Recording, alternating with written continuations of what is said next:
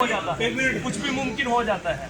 अभी चर्चाएं उड़ रही थी कि साहिल खान जी बहुत जल्द बसपा से प्रत्याशी होंगे, ऐसी चर्चाएं उड़ी तो हम लोगों ने भी न्यूज बनाई कि भैया हो सकता है, कुछ भी राजनीति में कुछ भी हो सकता है, लेकिन दोनों आज साथ दिखे। क्या मामला हुआ आज समर्थन देने का, कैसा हिसाब रहा? देखिए, वक्त की ज़रूरत है। जिस प्रकार से भाजपा सरकार के वर्गों का उत्पीड़न हो रहा है, मैं समझता हूँ ये वक्त की ज़रूरत है कि ऐसे वक्त में हम सब लोग भाजपा सरकार से आए। मैं समझता हूँ कि इस वक्त हमारी छोटी बहन है गठबंधन प्रत्याशी बनी है। मैं किसी पार्टी में नहीं हूँ, लेकिन मैं समझता हूँ कि वक्त की नज़ाकत यही कहती है कि मैं गठबंधन से आपके साथ गले से गले मिलाकर खड़ा हूँ और भाजपा को हम शिकस्त देने का। चलो बताएंगे जी, थोड़ी देर में भी तो टाइम लग जाए प्रोग्राम में जी भी। कि कुछ डिमांड हुई, चुनाव के लिए कुछ डिमांड हुई जो समर्थन देना पड़ा।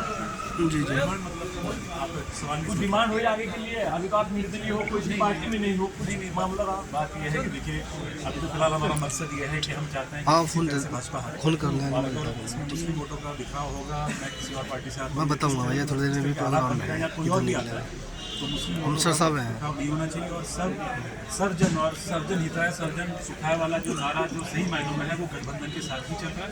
और सभी नहीं, 1 घंटे हो जाए, 1 घंटा कॉल कर दो।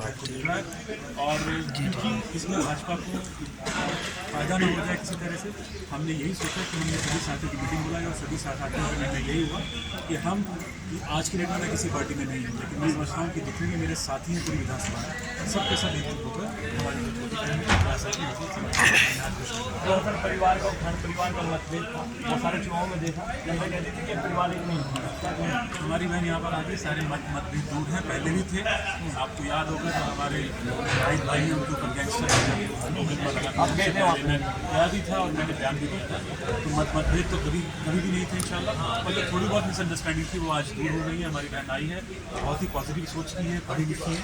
और मैं आपके चैनल के माध्यम से भी यही अपील करना चाहूँगा तमाम जो क्या नाम है लोकसभा के जितने भी हमारे वोटर्स हैं, तमाम जितने भी लोग हैं, जिम्मेदार साथी हैं, उनसे मैं यही अपील करना चाहूँगा कि ऐसे लोगों को आप पार्लियामेंट में आवाज़ पार्लियामेंट में पहुँच जाएँ जो आपकी आवाज़ उठा सके, पढ़ी लिखी है। और लोगों को भी उम्मीद है कि हमारी जीत दिनों जान से काम करेंगे और इसका सभी वर्गों को साथ लेकर चलने का। सर भाई, समाजवादी पार्टी के तो अब आप नारे जरूर लगाएंगे, क्योंकि इनके लिए जाओगे, स्पीच दोगे, एक राशन के लिए समर्थन मांगोगे पब्लिक से कि भैया वोट दो, एक राशन को जिताओ। तो सिंपल सी बात है कि एक राशन जो है वो समाजवादी पार्टी से प्रत्याशी है और आप निर्दलीय प्रत्याशी है, मतलब निर्दलीय हो अभी, सॉरी। देखिए, तो आप लोग क्या इस वक्त हमने कैंडिडेट को देखा है, पार्टी को नहीं देखा।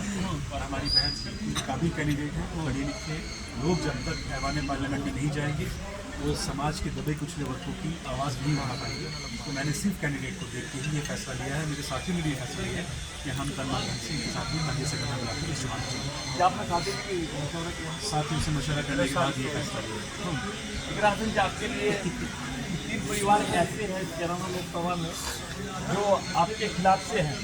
मैं इंटरव्यू लिया चौधरी इंदर सिंह जी का, तो वहाँ पर उन्होंने सवाल पूछा कि राशन से जब भी आप सवाल करोगे तो एक जरूर पूछना कि प्रत्याशी बड़ा होता है या राष्ट्रीय महासचिव बड़ा होता है। जितनी भी बार हम लोगों को पद मिले, उन्होंने बोला जितनी भी बार हम लोगों को पद मिले तो तभी समाजवादी पार्टी के बड़े बड़े नेता हम लोगों के पास आए, स्वागत किया, लेकिन इकरा हसन के परिवार से कोई नहीं आया। क्या इकरा हसन जी जिस तरीके से खान परिवार के पास आई है, क्या इकरा हसन जी चौधरी इंदर सिंह के परिवार के पास भी पहुँचेगी? जी बिल्कुल जाएंगे। वो पार्टी के राष्ट्रीय महासचिव हैं और वो बड़ा पद है, प्रत्याशी से कहीं बड़ा है। लेकिन मैं साथ में ये भी बताना चाहती हूँ कि जब उन्हें राष्ट्रीय महासचिव बनाया तो बहुत अच्छी बात है। और लेकिन उस टाइम वो दावेदारी भी करते थे। मैं अगर दावेदार हूँ और सामने से कोई दावेदार मेरे घर आता है तो उसे एक तरीके से इंसल्ट समझा जाता है कि ये हमें कुछ मान नहीं रहे, ये हमारी दावेदारी को नहीं मान रहे जब तक पार्टी टिकट डिक्लेयर ना करे। तो क्योंकि हम लोग सभी दावेदार थे, वो भी थे, हम भी थे, और दावेदारी का सभी को अधिकार भी है, तो इसलिए हमने उस मर्यादा को रखते हुए हम वहाँ नहीं गए।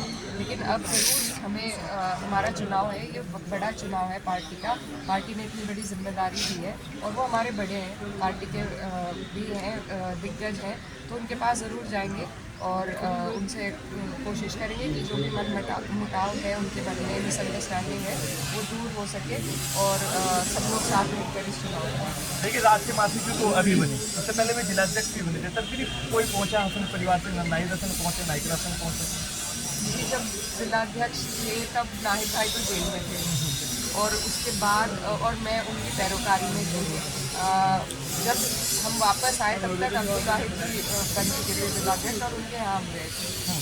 तो जैसे आप लोग कैराना लोकसभा में जा रहे हो और समाज के लोगों के बीच में जा रहे हो, तो कैसा रिस्पॉन्स मिल रहा है जनता का? बेहतर रिस्पॉन्स मिल रहा है और उम्मीद है कि जैसे जैसे चुनाव नज़दीक आएगा, परिवार बड़ा होता जाएगा और लोग साथ लगेंगे। जैसे आज साहिल भाई और चेयरमैन साहब हमारे साथ हैं, तो ऐसे ही सभी लोग जुड़ते चलेंगे और इंशाल्लाह कामयाब। गाजी परिवार के बारे में क्या कहना? वो गठबंधन में है और उनकी तरफ से पूरा आश्वासन है और उम्मीद यही है कि वो लोग पूरी तरीके से समर्थन करेंगे। राशन जाएगी उनके पास? जी बिल्कुल जाएंगे, जरूर। सभी से हमें समर्थन लेना है। ये चुनाव कोई प्रधानी या विधायकी या छोटा चुनाव नहीं है, इसमें 5 विधानसभा लगती हैं, सब जगह पे अपने रसूख के लोग हैं अपनी अपनी विधानसभाओं में, तो हम सभी का समर्थन लेंगे। मुद्दे क्या रहेंगे चुनाव में?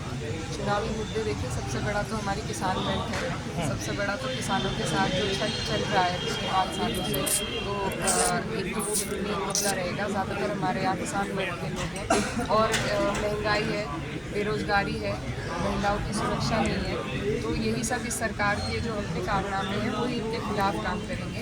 और हर वर्ग, कोई ऐसा वर्ग नहीं है जो सरकार में अपने आप को प्रताड़ित महसूस न कर रहा हो, तो उन्हीं सब का हमें समर्थन मिल रहा है, 36 बिरादरी से मिल रहा है, तो इंशाल्लाह हमें पूरी उम्मीद है ये सीट हम जीतेंगे। देखिए ग्रासन जी, एक सवाल ये भी है, अगर मैं बहुजन समाज पार्टी की बात करूं तो उसमें एक समीकरण है चुनाव जीतने का, दलित प्लस मुस्लिम समीकरण है।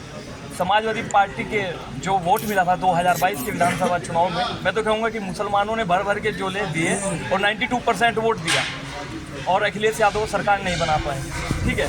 लेकिन लोग यहाँ तक कह रहे हैं कि इकरा हसन के पास ज़्यादा मुस्लिम वोट हैं, उसके पास वोट नहीं है, न समीकरण बन रहा है चुनाव जीतने का। जो समीकरण था वे बीजेपी की गोद में जाकर बैठ गए, जैन चौधरी जी। अच्छा, नहीं देखिए, ऐसा नहीं है, समीकरण जनता से होता है, अपने लोगों से बनता है। और 22 के चुनाव में भी बसपा के पास समीकरण था, लेकिन जनता ने दिखाया था उस टाइम भी कि समीकरण बनाने और बिगाड़ने वाली जनता है। और आज जो हमें प्यार मिल रहा है 36 बिरादरी से, हर समाज से हमें प्यार मिल रहा है।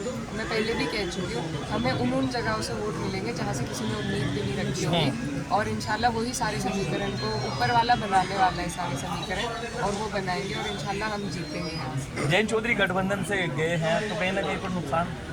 जी बिल्कुल, वो एक बड़ा नाम है पश्चिमी उत्तर प्रदेश की राजनीति के, और उनके जाने से ज़रूर झटका महसूस हुआ है। लेकिन देखिए, सब लोग समझ रहे हैं किस तरीके से उनके साथ भाजपा ने क्या दबाव डाला है, हमें समझ में नहीं आ रहा, क्योंकि जहाँ एक तरफ 7 सीटें मिल रही थी यहाँ पे, वहाँ 2 मिली।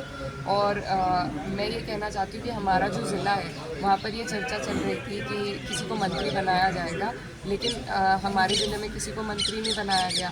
तो ये सब बातें लोगों के मन में हैं। हमारे ज़िले में शामली में 3 सीटों पर गठबंधन जीता था, भाजपा को कायदे से पैर रखने की जगह लोकदल के साथ लगने से मिली है। वहाँ दोनों जो विधायक हैं लोकदल के हैं और तीसरे हम हैं, तो उनको सम्मान मिलना चाहिए था भाजपा की तरफ से, लेकिन उनको कोई सम्मान नहीं मिला। फिर से मंत्री पद जो है वो दूसरे ज़िले में गया है, तो इस बात का रोष हमारे लोगों में है। अगर वो साथ जोड़ रहे हैं तो कम से कम सम्मान तो दें। उन्होंने 6 सीटें सारे सहयोगियों को दी है, हमारे यहाँ से 7 सीट अकेले लोकदल को मिल रही थी।